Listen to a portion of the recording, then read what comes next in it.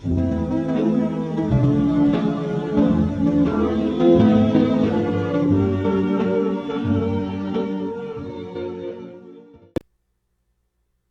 everybody. Welcome to the Retro Horror Academy. My name is Daniel Richardson, and today we're going to be looking at the year in horror 1941. We got scratch that. We got 9 horror films from 1941 that we'll be ranking, and we got 3 inductees into the Horror Hall of Fame. But before we get into that, let's look at where we're at right now in horror history. It's 1941. And there's a new kid in town. I'm talking about Lon Chaney Jr., son of the legendary horror actor and Hall of Famer himself, Lon Chaney. Around this time, it looked like Universal's trying to replace Boris Karloff. He's kind of getting out of working Universal and been kind of going elsewhere. And so it looks like they're trying to find some kind of replacement, and they find one in the form of Lon Chaney Jr. They also got Bela Lugosi working with him, but he's in demand at this point. Even though he's being kind of underutilized at Universal, he's splitting his time between them, and he's been working for some of the lower studios, PRC and Monogram, which we'll definitely talk more about that later on. But yeah, so guys, let's get into it, shall we? Let's look at the Horror Hall of Fame. I mentioned earlier we got 3 inductees, so let's not waste any more time. Let's talk about them. First up, being inducted into the Horror Hall of Fame, Todd Browning. This guy, he was a director, an actor, vaudeville performer, worked at a carnival sideshow, and a circus entertainer. He directed a lot of different genres, but we all know him as a horror guy. Like, that's what he's always going to be known as, is a horror director. Of course, his 2 biggies that he's going to be remembered for is definitely Dracula and Freaks, which unfortunately Freaks may have ruined his career, but it is what it is. But he's also known for his frequent collaborations with Lon Chaney as well. He was often called the Edgar Allan Poe of cinema. And he was just kind of a fascinating and kind of dark guy in general. His taste definitely ran into the macabre quite a bit. He was known, I guess, primarily for movies like West of Zanzibar, and of course the most famous lost horror film of all time, London After Midnight. On this podcast, though, we've definitely, the movies we talked about that he's directed was The Unknown, Dracula, Freaks, Mark of the Vampires, and The Devil Doll. Definitely an influential director, and again, just a horror heavyweight in general, so definitely deserves his spot here in the Horror Hall of Fame. Up next, I'm sorry if I butchered this dude's name, Emil Jannings. He was a German actor, very popular in Hollywood back in the 20s and 30s and such. He actually won, he was actually the first ever winner of the Oscar for Best Actor. He won, of course, back then they didn't quite have the rules down like they do now, but he won for The Last Command and The Way of All Flesh. And to my knowledge, I believe he's the only German actor to win the Academy Award, so good on him. He was known for his frequent collaborations with another guy, I always butcher his name, F.W. Monaro. The dude did Nosferatu. Fucking director of Nosferatu. He worked, with him. Unfortunately, this guy also did a lot of Nazi propaganda films, which would eventually ruin his career. And deservingly so. However, I'm looking at his, work within the realm of horror, and that's what we're, celebrating, not his personal life or, whatever. This guy, he's known for films such as A Night of Horror and The Eyes of the Mummy. But on this podcast, of course, we've talked about him in Waxworks. And, of course, he played Mephistopheles in Faust. Easy for me to say. Like I said, he was definitely a very popular actor back in the day, in the heyday of horror. And, definitely played some iconic characters along the way. So, definitely deserves his spot up there in the pantheon of horror greats in the Horror Hall of Fame. And that brings us to our third guy. I'm going to take a quick drink. I'm professional. And the last guy being inducted is Paul Lenny. He was a German filmmaker. He was one of the key figures in the German Expressionism movement. Definitely had a way, with the look and the tones and the, all that stuff associated with German Expressionism. definitely best known, and all these movies that we've covered here on the podcast: Waxworks, The Cat and the Canary, The Man Who Laughs, and The Last Warning. Yeah, honestly, just a great director and one of those guys who just consistently turned out great movies. Unfortunately, he died way too soon. Like he definitely, had more in him, and we lost him unfortunately. But yeah, definitely deserves his spot, with these guys. So there you have it: Todd Browning, Emil Jannings, and Paul Linney, all added to the Horror Hall of Fame. So congratulations, guy. Take your seats. We're now moving on to the top 9 horror films of 1941. So, number 9, we have The Monster and the Girl. Basically, these mobsters, these gangsters, they forced this young girl into prostitution, frame her brother for murder. However, there's an ape on its way to get some revenge on these guys. So after the film The Walking Dead, what kind of became popular, and it kind of went through a small cycle there, is movies that kind of combine elements of crime, sci-fi, and horror.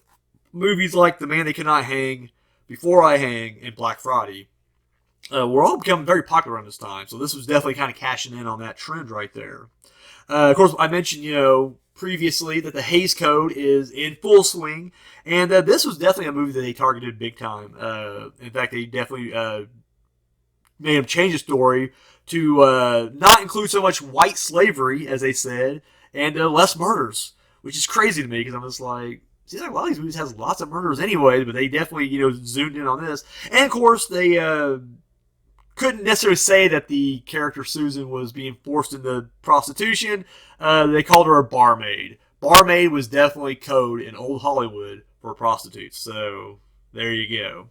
This movie was outright banned in Milwaukee because even though it wasn't necessarily full-on white slavery, they still deemed it as such. And the fact that apparently a big no-no too was the fact that, in their eyes anyways, the jury seemed like they were kind of under the control of the mafia, or I guess they weren't really the mafia, but the organized, crime syndicate, and they didn't like that. They didn't, want the gangsters in control of the common people, so they didn't like the fact that, that this was kind of, depicting that. However, regardless of all that, this movie still got really good reviews when it came out. This currently has a 6.0 on IMDb. Me personally, I'll be honest with you, I thought I was watching the wrong movie at first. This movie goes, at least I felt, maybe I just watched it late at night, I don't know, but when I first watched this, it felt like there was no horror element. It was just a crime movie. And I kept thinking, like, what the fuck am I watching? Like, are we gonna get to the monster at any point? Is the monster really a monster? Is this just like, is it all a metaphor or whatever? But, like I said, the brother, he's framed for murder and he's executed. However, a mad scientist, as they do back then, we're in the age of mad science right now. Mad scientist puts his brain in a giant ape, and the ape remembers it all, and he gets his revenge. It's a decent movie. Like I said, I felt like maybe I kind of rank it low, maybe partially just because of, the fact that it's it took, again, I didn't know if I was actually watching a horror film. I really thought I watched the wrong thing. At one point, I remember even kind of pausing it to make sure, like, am I watching The Monster and the Girl? Like, is this the right movie? But, once it gets going, it's business as usual. We've seen this type of story before, so it's nothing new being brought to the table. Overall, it's not bad. I'm giving it a thumbs up. It's getting a thumbs up, but like I said, yeah, you've seen it before. Really, I guess the main thing here is just kind of, the real evil is the mafia, who, is really strong-arming this poor young girl, kind of fucked her life, fucked her brother's life up, too. Really just ruined their life completely. So, you are rooting for this ape when it does show up and starts, madly killing people. But yeah, so there it is. At number 9, The Monster and the Girl. At number 8, we have Spooks Run Wild. The East Side Kids, they get kind of stranded in a little small country town. And you find out via the radio that a killer is on the loose, escaped, from whatever asylum or prison. But this guy, he's a ruthless killer. He's, he may be more monster, than man, actually. So you got that to deal with. So these kids sneak out at night, and Pee-wee gets shot. by a farmer. And so basically he goes down and they got to try to seek, shelter in an old spooky mansion. So at this point, Monogram, they got two big successes on their hands. They got Lon Chaney, or sorry, not Lon Chaney, Bela Lugosi. They got Bela Lugosi doing their movies. And they got the East Side Kids, which I never seen an East Side Kid movie before. This is my very first one. But they always had, like, every studio kind of had, like, their group of kids. You know, I don't know who had them, but I know, like, Our Gang, which would become the Little Rascals, was, one of them. You had the Bowery Boys, and here are the East Side Kids. And so these movies were doing really good box office for Monogram at the time. So was Bela Lugosi. And so it just makes sense. Let's combine the two into, this film right here. However, it didn't quite work out that great. It got, this movie got mixed reviews when it, was released, and even contemporary reviews looking back, kind of look at it the same kind of like, however, it didn't stop him from, reuniting Lugosi and the East Side Kids later down the road in the movie called Ghost on the Loose. So, yeah. A little interesting fact here, the East Side Kids, who are all supposed to be like, juveniles and, I'm guessing high schoolers is, way they're kind of portrayed, but they were all, like, clearly in their 20s, and apparently the guy who played Scruno, I don't even know who the fuck that was, but he was close to 30, so it's like, yeah, there you go, East Side Kids, whatever. This thing has a 5.3 on IMDb. Sorry, take a drink.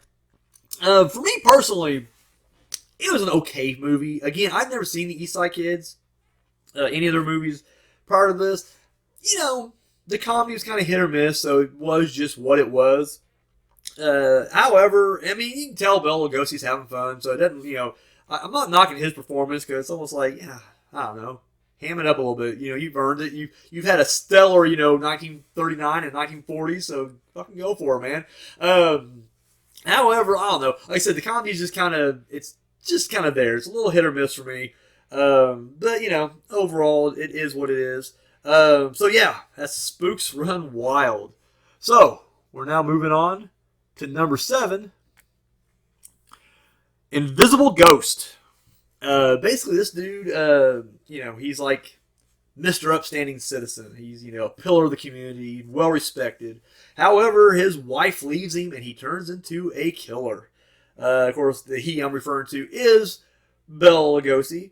I mentioned earlier that, he was splitting his time between Universal, PRC, and Monogram. And he's worked for Monogram before. And I'm sorry, I'm blanking on which movies he did for Monogram. But he has worked for them before. Maybe he did. I think Devil Bat was one of them. In fact, it has to be because I'm about to mention that movie here in a second. But with once again with his newfound contract with them, he turns in a total of like 9 movies for them. And this is actually the first of them. I mentioned Spooks Run Wild earlier. Well, here is, Invisible Ghost. This is the first one here. However, much like Spooks Run Wild, this thing came out with some, mixed reviews. Interesting thing here is the main theme from The Devil Bat was reused here in this movie. This currently has a 5.2 on IMDb. I did not like this movie at all. I'm sorry, this movie was just bad to me. My least favorite thing, I definitely would have ranked it 9 if I had more control of this. I'm a part of an academy here. I'm part of a group. It's a group effort. So yeah, I would have definitely ranked this thing much lower. Yeah, my big thing with it was like the storyline was just stupid. Like it's boring for one, but the storyline itself was just ridiculous. Everybody keeps going to this mansion. The only people that live in this mansion is Bela Lugosi, who's already, everyone knows he's acting weird. Ever since his wife leaves him, he acts strange. He's having dinner with his invisible wife, and he just keeps talking randomly, and the dude's a fucking nutcase. And then people are being murdered at his house, and the cops show up, and they're like, well, he's a good guy, so he didn't do it. Who could have keeps doing it? And it's not like it happens once. These murders keep happening. There's like 4 or 5 of them that keep happening in quick succession. And not once does anybody just go, Lugosi, you're fucking doing it. We know you're doing it. No one. I don't know. It was just so bad. And then, I don't know. Like his wife ends up in a car wreck and they keep the wife away because she didn't really leave. I mean, she was cheating on him. But I guess like she was wanting to come back home. But for some reason his housekeeper keeps her hostage. I don't know. This movie's a fucking mess. Yeah, was not a fan of this film at all. But that's just my opinion. That's just me. Anyways, that's number 7, Invisible Ghost. Um, at number 6, The Devil Commands. Mad scientist decides to, his wife passes away, and he's trying to figure a way to communicate with her from beyond the grave. This was yet another like mad scientist with a heart of gold film from Boris Karloff. Ain't really much to say about this one. It has a 6.1 on IMDb. Uh, yeah, that's not a bad thing. It's not a bad movie, but it's not really that great either. It's very so-so and very cool. Again, I mentioned this the past couple of years at 40 and 39. Like I'm on overload with Boris Karloff. He's a great actor. I'm not taking nothing away from him, but all his movies are starting to run together. Before I Hang and The Man That Could Not Hang, I honestly couldn't tell you the difference between those two movies right now. I watched them and reviewed them both. You go back and listen to those reviews to get my full thoughts on them. You ask me right now, and these are like within the last couple of months. You ask me right now to tell you what happens in each of those movies. I would be guessing at best. I can piece it together maybe, but to give you a clear like here's what happened, I couldn't tell you. And that's the unfortunate thing. Like unless something really is awesome in these movies or something that stands out, they just run together and they become kind of generic. And so unfortunately, The Devil Commands to me, it does have that he is trying to contact his dead wife kind of thing. I mean, they do a good job of setting up their love early on. You see that, she was very supportive of him being a scientist and all that stuff. So you get that. But again, once we are, we'll start going and he's in full on mad science mode. It's just like, I don't know. It's no different than what we've already covered previously. So, yes, that's number 6. That is The Devil Commands. So moving on now to number 5, we got Man-Made Monster.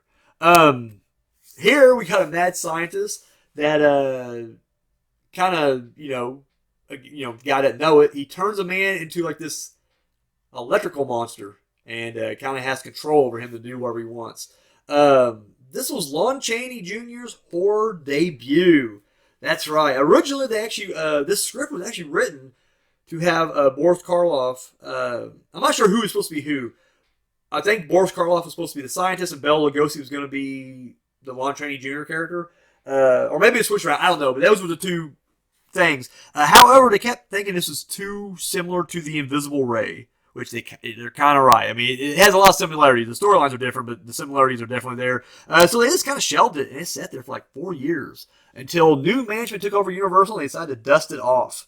And of course, we got Lon Chaney Jr. to do it. This was the cheapest film that Universal made that year. However, even with it being cheap, they still did pretty decent effects for its time. And it was a success at the box office as well. So it was Lon Chaney Jr.'s performance in this movie that would lead to him getting a contract with Universal, and of course lead to his more famous role, which we'll get to later.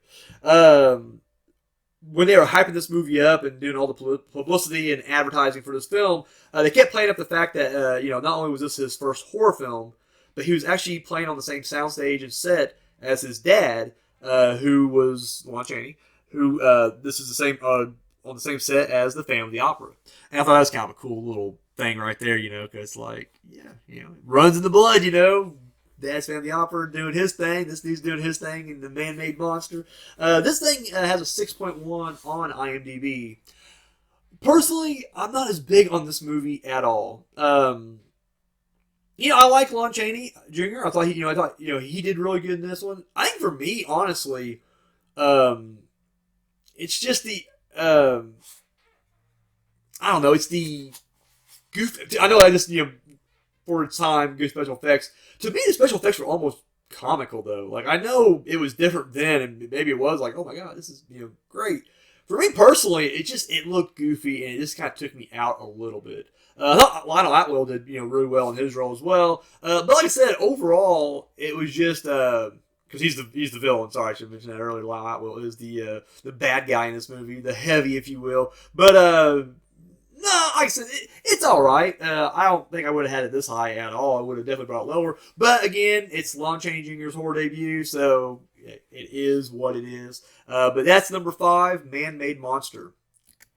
At number 4, we got the Black Cat. We got this old lady who lives in this mansion. The only people that live with her is her housekeeper and her cats. However, her health is taking a turn for the worst, and her family, led by Basil Rathbone, is kind of circling in because they're waiting for that inheritance to drop, and they're all just chomping at the bit to see who gets the inheritance. This movie is trying to be a cross between like these old, the old Dark House comedic movies, well, not even that far long ago, the previous decade, and of course, Edgar Allan Poe's The Black Cat. This thing, when it came out, though, it got lukewarm reception. Yeah, you can tell they were definitely trying to cash in and kind of recapture the magic of The Cat and the Canary, the movie with Bob Hope, which, again, I liked it, but, yeah, you can tell this one just didn't quite, hit that, in my opinion. Anyways, but the weird thing is, though, even though this movie, as you're watching it, you're definitely getting flashes of, The Cat and the Canary, this was literally marketed and advertised as a straight-up horror film, which is so fucking weird, because, it's not. It's definitely a comedy, but they were going in for, there's a killer in the house, and, could it be haunted, and all this other stuff, and it's like, what? So a couple of little facts here. We got Sherlock Holmes references in this movie. They, when Basil Rathbone is trying to piece things together, the main guy's like, this guy thinks he's Sherlock Holmes. Kind of a wink and nudge at the audience, because at this point, Basil Rathbone has played Sherlock Holmes twice on the big screen, and continue to do so, throughout. So, yeah, there's your Sherlock Holmes reference for the movie. Apparently, Orson Welles was he was so impressed with the cinematography in this movie. He liked the movie, loved the cinematography, that he actually hired a cinematographer to do his next film as well. So, there's that.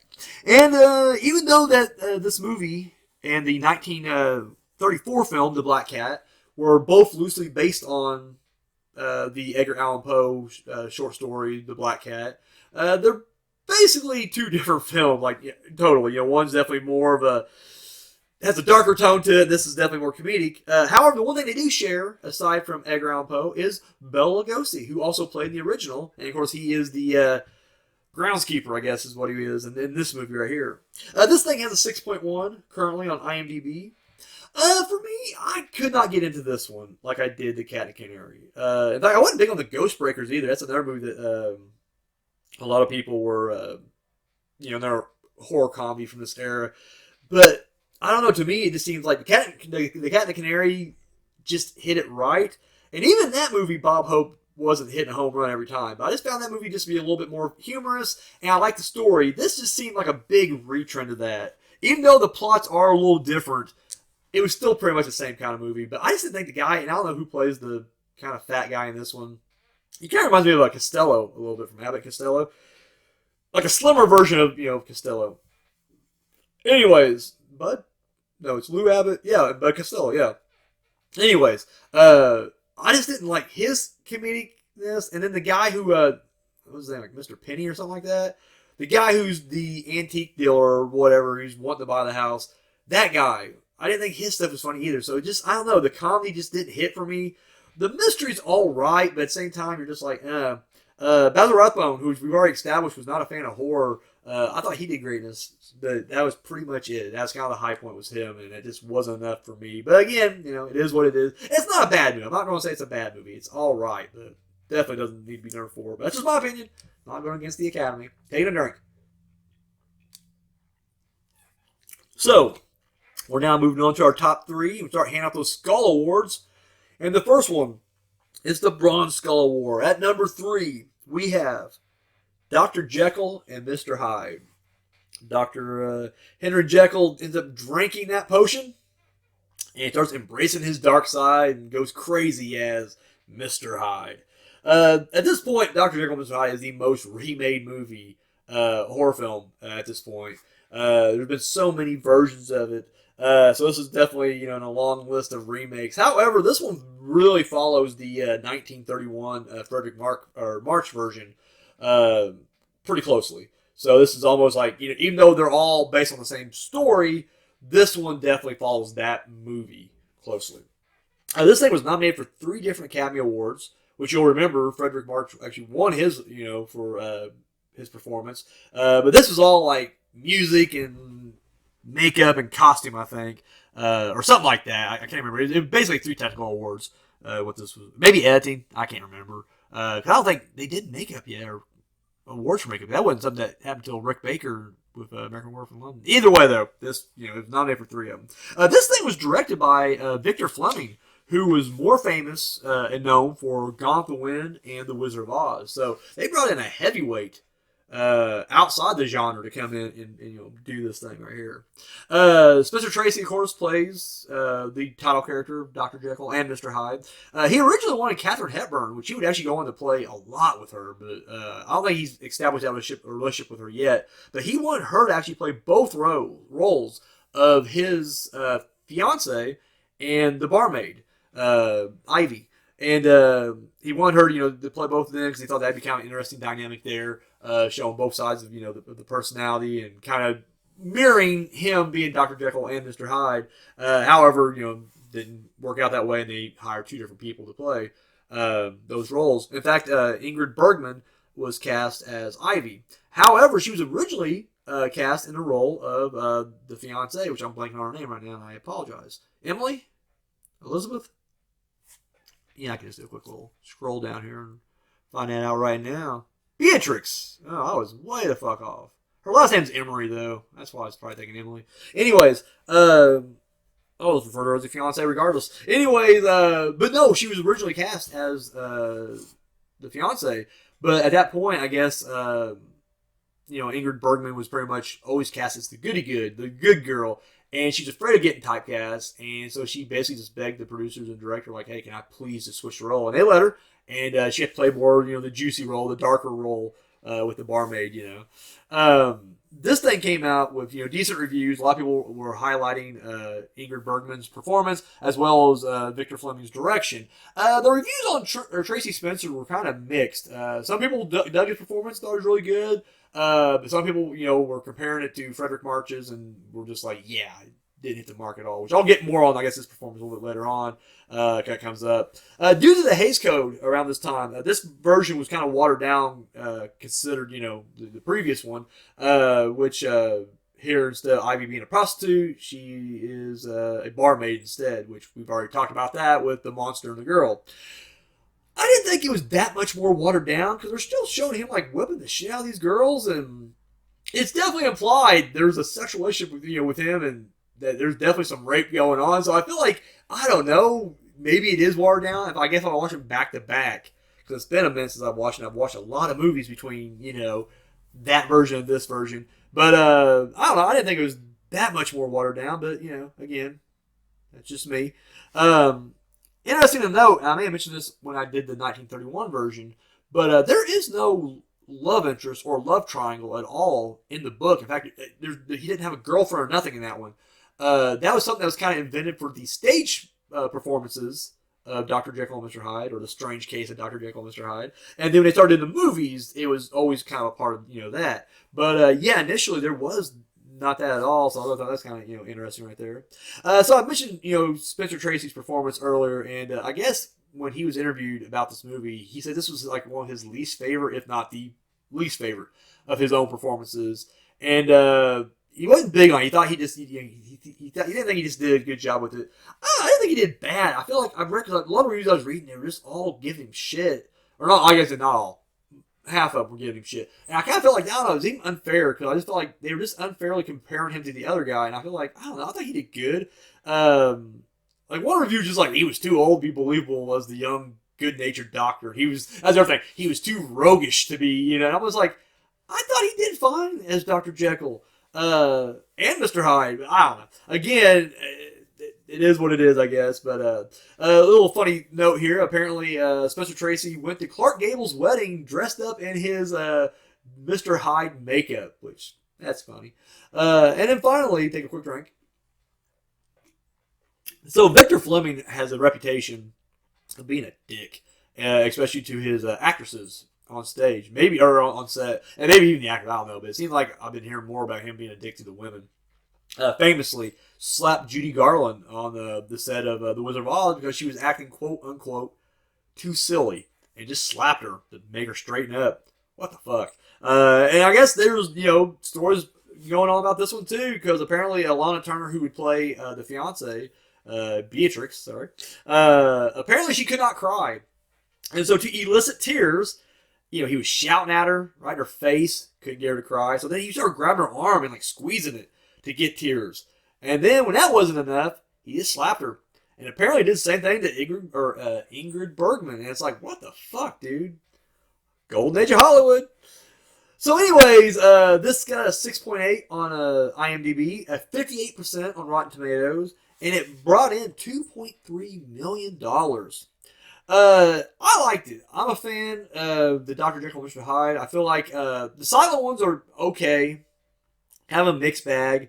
I think the John Barrymore was the best of that, but I gotta say, the talkies are really good. And so with Frederick March, I do think that's the better version. I think Frederick March is a better Dr. Jekyll and Mr. Hyde.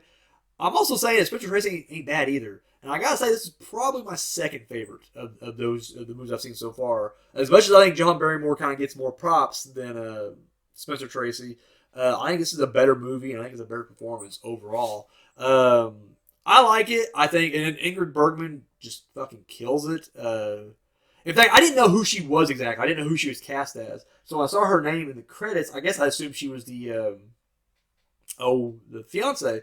So I kept thinking, like, well, I don't know who the fuck this, fiance, or I don't know why everybody's thinking a big deal about Ingrid Bergman. Like, this barmaid, this Ivy, that's the fucking star right there. Like, I don't know, man. Just get lost in her eyes. And then I found it turned out that's Ingrid Bergman. I was like, oh, okay. It makes sense now. That makes a lot more sense to me. So, but no, I liked it. I thought it was a damn good movie. Highly recommend it. Yeah, Dr. Jekyll and Mr. Hyde, winner of the Bronze Skull Award. So up next, at number 2, and winner of the Silver Skull Award, we have The Wolfman. That's right. Old Larry Tabbitt goes home, comes back to his hometown with his father. Is it his hometown? He plays an American in this, and this is set like in Wales. So maybe it's not his hometown, but he comes back home. And, his dad has a castle there in Wales, and he meets this beautiful woman, goes on a date with her, takes her to the local carnival. They meet a gypsy fortune teller, and things kind of take a turn for the worse after that. Even though this was like the second werewolf movie, because, the first one is the Werewolves of London, this was always the more successful one, the more influential one, and this is the one that everyone talks about. Like, this is, and a lot of people think this is the first werewolf movie, because it is, it was so successful, and it was the one everyone talks about or whatever. We mentioned earlier, Lon Chaney Jr., got the role after he did The Man-Made Monster, impressed there, got this role here. A role he would go on to do 4 more times. Which is crazy. Of course, excellent makeup by Jack Pierce as always. Of course, we see the dissolve scenes here, where he had to sit there and then, they add a little layer of makeup, shoot, add a little layer of makeup, shoot, whatever. Now, I've read different times, so I just kind of shot in the middle here, and it seems like, most accounts, the makeup took like 6 hours to apply and 2 hours to clean off. However, for that dissolve shot, it was like over 10 hours to shoot that thing. And it only comes up for like 10 seconds on screen, right? Like, it ain't there at all, hardly at all, but my God. And I'm thinking to myself, okay, 10 hours to shoot, 6 hours to apply, 2 hours. I mean, goddamn, like, this dude spent all day there. And apparently, now, different people have different accounts, but according to Lon Chaney Jr., I guess, like, a lot of times he was just kind of stuck there, and they'd go off and take their lunch or whatever. And then, of course, he had to kind of sit there and sit in the chair and wait on them to come back or whatever. I'm like, that is fucked up. This movie came out, of course, it got great reviews. There's big box office, all that stuff. He's the only, Lon Chaney is the only Universal monster, I guess I should have Wolfman, to be played by the same actor in every single appearance. Of course, he would come back, and even though he gets killed in this one, he comes back, and Frankenstein meets the Wolfman. And then he would return a couple more times. House of Dracula, House of Frankenstein, and I believe he was in, was it Abbott Costello Meet Frankenstein or Meet the Wolfman, or it was one of those. He did it, But that's the thing. He never got like his own standalone sequel. Like, at that point, he was a part of like the Monster Mash, if you will. He was always, in involved with Frankenstein's monster, a mad scientist, Dracula. You name it, what have you. He's with them. So he was never like given like all the other guys kind of had their own sequels, the mummies and Dracula, Frankenstein. He didn't. So it was kind of like, what the fuck? But again, he's the only guy who ever played that role, so that's pretty cool. This would be remade in 2010. Benicio del Toro. I'll be honest with you. I know some people liked it. I was not a fan of the remake. I just couldn't get into it. Just not my thing. Again, just my opinion. Little side note here. The wolf that attacks Lon Chaney, beginning of this movie, was actually played by Lon Chaney's own German Shepherd, which I thought was kind of a cute little story right there. Brought his dog in to play the vicious wolf that attacks him. Originally, the original script was, I don't know how to pronounce it, Kurt Seidelmack, another horror heavyweight, did The Mummy and this, wrote and directed a ton of stuff around this time. Definitely a future Hall of Famer for sure. But anyway, when he wrote the original script for The Wolfman, it was meant to be more ambiguous. We were never supposed to know whether or not there was a werewolf or not. He was attacked by a wolf, sure. But was it really a werewolf? Was he becoming a wolf man, if you will? It was all supposed to be left kind of up in the open. However, the studio head was like, "Nah, we're not doing that. We want to see the monster," and we do. And you know what? I'm kind of down for that. Don't get me wrong. I know a lot of times you get a lot of, and I'm like this with certain movies. I can see the point of less is more and live to your imagination. But sometimes a fucking monster's a monster. Let's let the monster be a monster. That's the other thing I love about, this movie has so many interpretations, what does the wolf really represent? Is it, a lot of people, the go-to of werewolf movies always seems to be puberty. It's code for puberty. You're growing his hair, you're leaning on your base instincts, primal, nature, all that stuff. For me, it's like, werewolf just be a fucking werewolf. Can we not just have monsters anymore without it having to be some kind of code for something else? I don't know. That's just me. Anyways, apparently Bela Lugosi really wanted to be the Wolfman. He campaigned for it, actually, and was trying to get everyone to, let him do it. And he only got the role of the gypsy, the minor role, if you will. Which, again, goes back to, how do you do so good with Universal? And they keep kind of fucking him. It's like, why? What did he, whose Cheerios did he piss in at that studio? Because, I don't know, you got this great actor in Bela Lugosi who can deliver if given the right thing.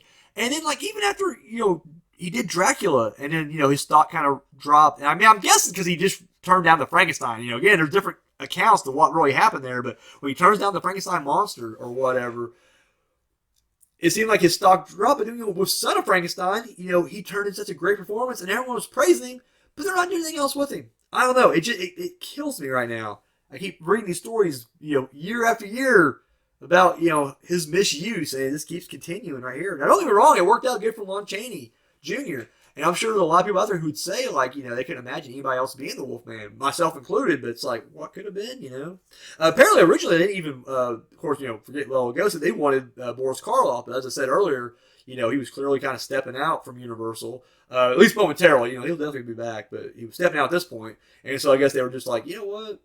We'll go somewhere else, and that's when they got, Lon Chaney Jr. Werewolf and lycanthrope and all that stuff, the legend's been around for a long time, but this definitely added more stuff to the legend, including, being marked with the pentagram, or the victims being marked with the pentagram, and silver bullets, being able to kill the werewolf. It's not silver bullets in this movie, it's a silver cane, but you know what I mean. The silver aspect comes into play with this one. And then, of course, in this one, people kind of forget, that poem they read, the last line, without going through the whole poem, is something like, at the, Wolfbane blooms, something, autumn moon is bright, or the wolf will rise when the, autumn moon is bright. However, it gets changed to full moon is bright because they wanted a reason that, a way to bring back the werewolf in Frankenstein Meets the Wolfman. And so they kind of changed it to full moon, which is, again, wasn't in the original stuff at all. Apparently, just, random nights, this wolf will just kind of come out or whatever. The moon had no effect at all.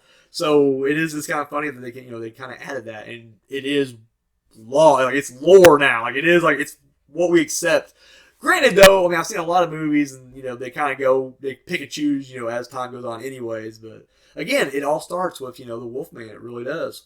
And finally, the church in this movie was actually the cathedral that was from The Hunchback of Notre Dame, which starred Lon Chaney Jr.'s father, Lon Chaney. So again, just seeing these parallels, these connections. I don't know. I geek out and stuff like that.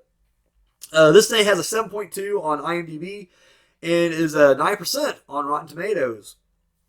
For me personally, this was never one of my go-to when it comes to Universal horror films. I thought this movie was so-so. In fact, I thought all his appearances afterwards were better than his appearance here. Now, I know this is more story-driven. That's the one thing that everyone kind of gets drawn to when it comes to Wolfman, I notice, is his tragic tale. Whereas a lot of other people, the monsters were, they were just that, monsters. Maybe the exception of Frankenstein's monster. Maybe he's a little more sympathetic because, again, he's a man-made creature in a lab who isn't evil. He just doesn't know better. However, with this movie, Larry Tabbitt, he's just wrong place, wrong time, gets bitten. And unfortunately, the girl he wants to date is engaged. His brother just died. He's trying to tell his father, I'm a werewolf, believe me. And, he doesn't. It's just like, I don't know, he's just doomed from the start. And so, people are drawn to that. But me personally, I don't know. Aside from the look, I will say that when it comes to Universal horror films, this and maybe like Frankenstein are the two that come to mind. Those creepy, gothic, I don't know. This one ain't necessarily as gothic again. This is more fog and woods and, creepy that way, atmospheric that way. And I guess, Frankenstein has more of the gothic overtones. But this is like when I think of Universal, I think about these movies in particular. Just the way they make you feel when you're walking through those woods at night and you can see the Wolfman lurking in the fog. Yeah, I mean, I'm not taking anything away from this movie. It's a great movie. Just to me, though, it does kind of fall more in the middle when it comes to Universal horror than some of the other films. That's all I'm saying. But that's just me personally. Again, these are just my opinions, people. I'm sure I'll get crucified for that one, but it's that. I'll definitely get crucified for that one because number one, we're going to number one right now, the winner of the Golden Skull Award. We are a group here, and we all, work together, and we, figure this out. And you talk about Bela Lugosi campaigning to be the Wolfman, and unfortunately he didn't get it. I campaigned for this next one. This was, I rarely do that. I always kind of go with the flow and whatever. But I fought for this one, and God damn it, I won it. What is my number one movie? The Academy's number one movie of 1941. Or I should say horror film, sorry, of 1941. And winner of the Golden Skull Award? King of the Zombies. That's right. Plane goes down and 3 survivors are on this island, and they end up finding this doctor who is evil, and there's a whole plot involving foreign spies and zombies, and originally they wanted Bela Lugosi to play the mad scientist, if you will, the evil doctor, and that fell through for whatever reason. And then they tried to get Peter Lorre to do it, and he didn't want to do it, so they ended up going with, I'm blanking on the guy's name right now off the top of my head. Again, I guess I can scroll down.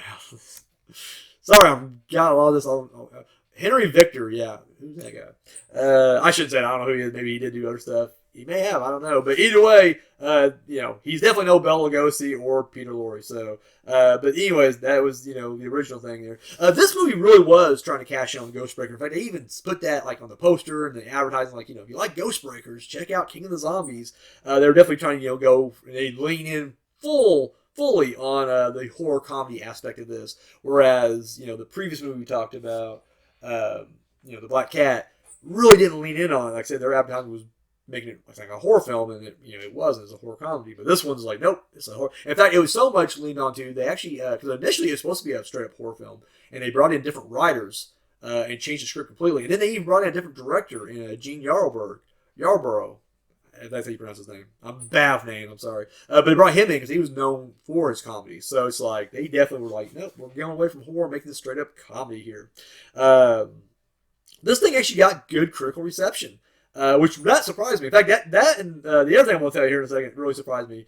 I didn't think this did that great. I thought this was more, again, it's a B movie for sure. But the fact that it got good critical reception, and It was nominated for an Academy Award. What the hell? This thing was nominated for a best song or best music. Sorry, Oscar for best music. And to my knowledge, I'm thinking this may be the only zombie movie to ever get an Oscar nod. So I don't know. That's pretty crazy. I mean, it didn't win, of course, but still, it's like King of the Zombies nominated for an Oscar.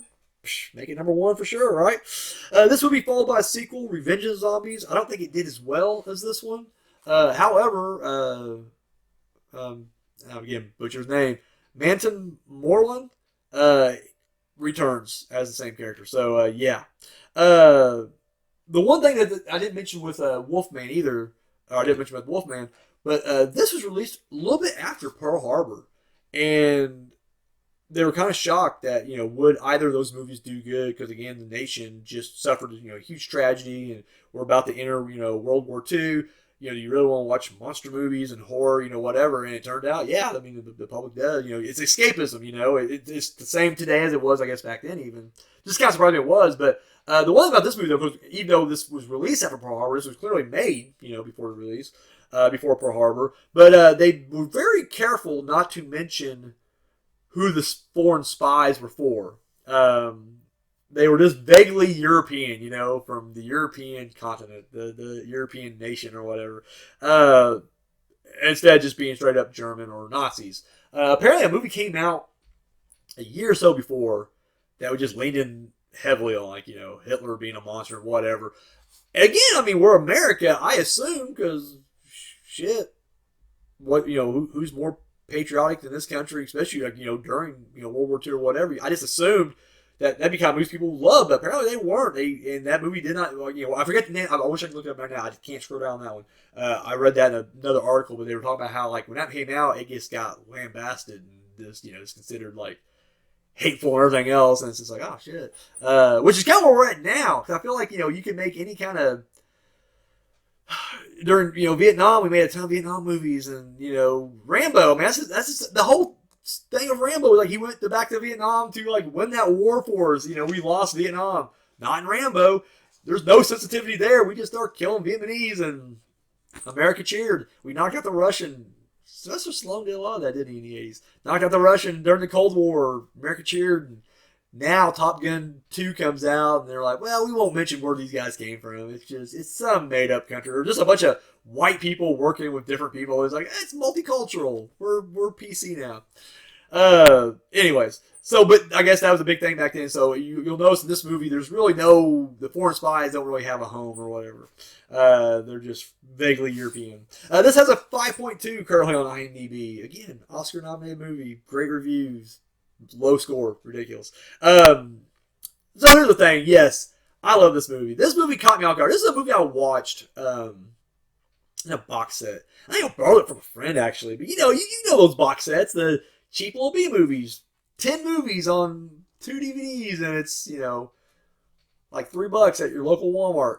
And I watched this, wasn't expecting much out of it.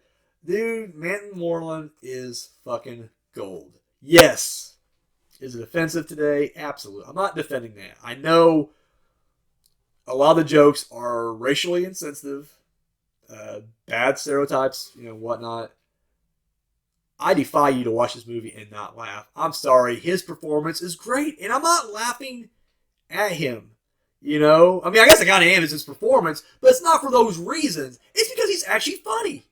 Like, there's nothing wrong with being funny, and I just feel like, my God, dude, I was in tears watching this thing. I just always have a great memory of this movie. This sticks with me longer than The Wolfman. I know that's what we're going to get blasted for on the show. I told the crew I will take the hit for that. I'll field all the comments. Yes, culturally, in the world of horror, The Wolfman should walk away with the Golden Skull Award. I'm sorry.